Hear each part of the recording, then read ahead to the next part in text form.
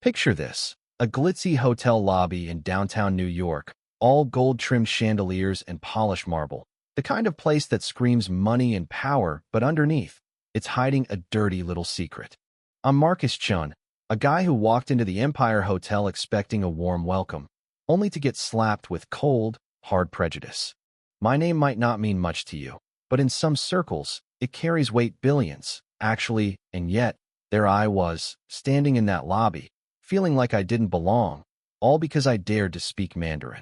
The manager, Victor Grayson, looked at me like I'd wandered in off the street, his voice dripping with that fake politeness you know hides something nasty. Sir, if you can't speak English, maybe bring a translator next time. This is the Empire, not some flea market. Ouch, right? The crowd around us, all decked out in designer suits and dresses, snickered like I was the punchline to their private joke. Guess all that money didn't buy him manners, one lady in a red gown whispered, loud enough for me to hear. I clenched my fists, trying to keep my cool, but man, it stung not just my pride, but something deeper, something tied to my family's history. Then there's Lena Carter, a maid who'd been quietly sweeping the floors, watching this whole mess unfold. She's black, young, maybe mid-20s, with this sharp look in her eyes like she's seen too much but hasn't let it break her. She gripped her broom tighter, her knuckles whitening, and I could tell she got it. She knew what it felt like to be sized up and dismissed. Lena had this secret, though. She spoke Mandarin, flawless, from years living in Shanghai as a kid. When she saw my jade dragon pendant slip from my bag onto the floor, glowing softly under those fancy lights, something in her shifted. She could have stayed quiet, kept her head down. Her job was on the line, after all, with Grayson breathing down her neck, but instead, she stepped forward, picked up that pendant, and changed everything. "Excuse me, sir," she said in perfect Mandarin, her voice soft but steady. "Is this yours?" The lobby went dead silent.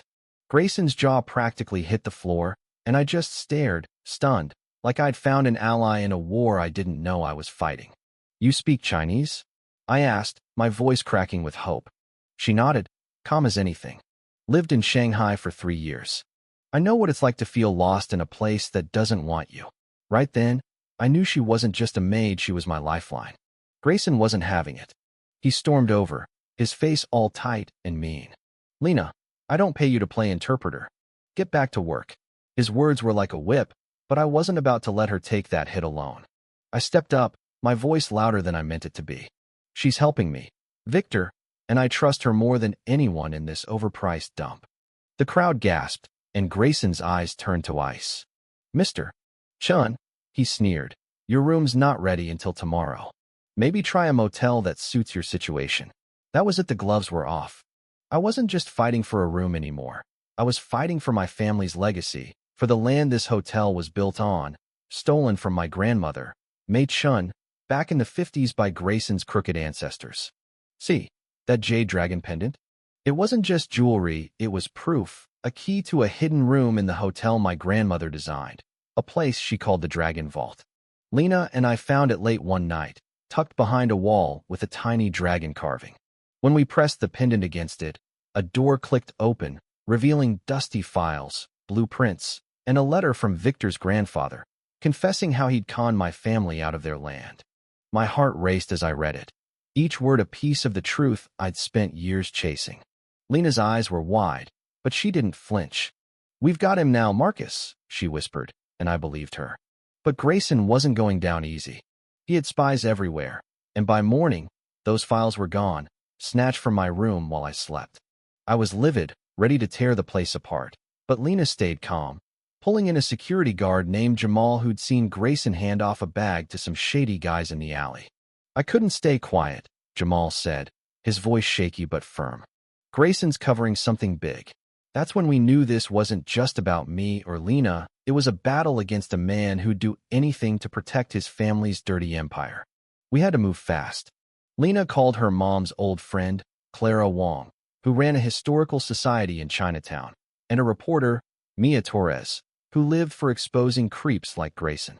They dug up records, deeds, letters, even old photos proving my grandmother's claim. But Grayson was one step ahead, hiring goons to tail us, sending creepy voicemails warning us to back off. One night, In a dive bar, Mia grabbed Lena's hand, her face dead serious. He's not just watching you, he's planning to ruin you both. My stomach dropped, but Lena just squared her shoulders. Let him try, she said, fierce as hell. The turning point came when Mia's article hit the front page. Empire Hotel built on stolen land. The internet exploded hashtags, protests, the works. Outside the hotel, people chanted, "Justice for Marcus." Grayson tried to spin it, calling it all lies at a board meeting, but Lena and I walked in with the evidence, those recovered files, Jamal's testimony, even an old woman named Esther who'd known my grandmother and saw the fraud go down. Grayson's face went white as a sheet. "This is slander," he shouted, but the board wasn't buying it. They fired him on the spot, and I'll never forget the way he slumped, defeated, as the truth finally won. The Empire Hotel's different now. I'm a shareholder. Lena's running cultural programs, turning the place into a hub for unity, not division. We opened the Dragon Vault as a museum, honoring my grandmother's story. Lena wears the Jade Dragon pendant now, a symbol of the fight we shared. But here's the kicker. As we celebrated, I saw a guy watching us from a black SUV, some distant cousin of Grayson's, maybe, looking like he wasn't done stirring trouble.